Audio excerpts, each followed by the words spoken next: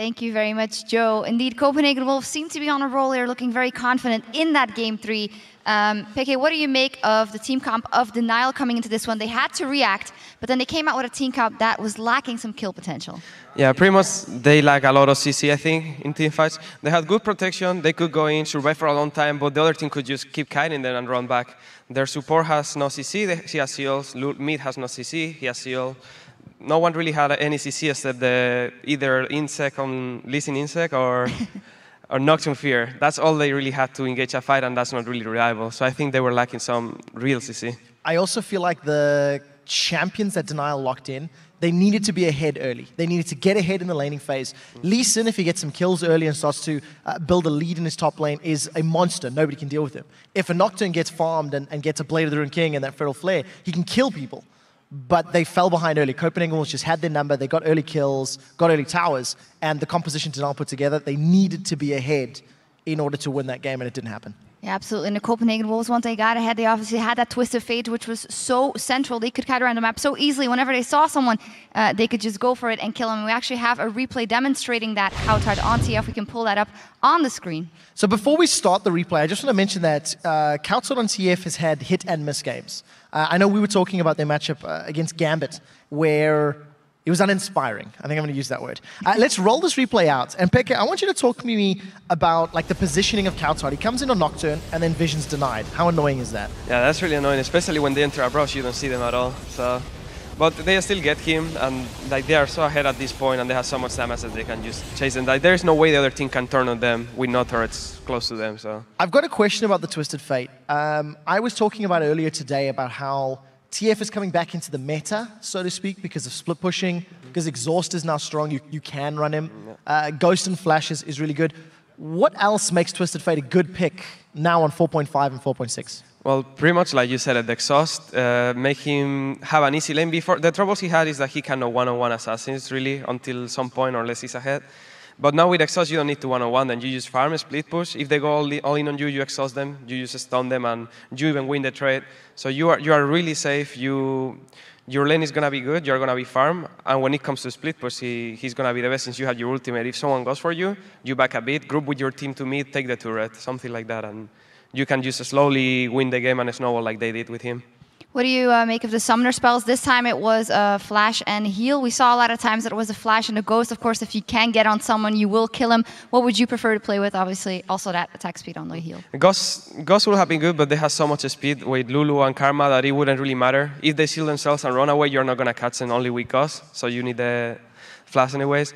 And yeah, they didn't need Exhaust because they had no real assassin, only Nocturne, and they had a good setup to lock him already with Trundle stopping the rest of the team, and then Gold Cars, and just not let him go in. As an aside, while it's not the same movement speed as Ghost, Heal does give you that 2 seconds of plus 30%. Yeah, so it's like a mini Ghost anyway. So if you want to use it offensively, defensively, you have that tool in your back pocket. You can take it all.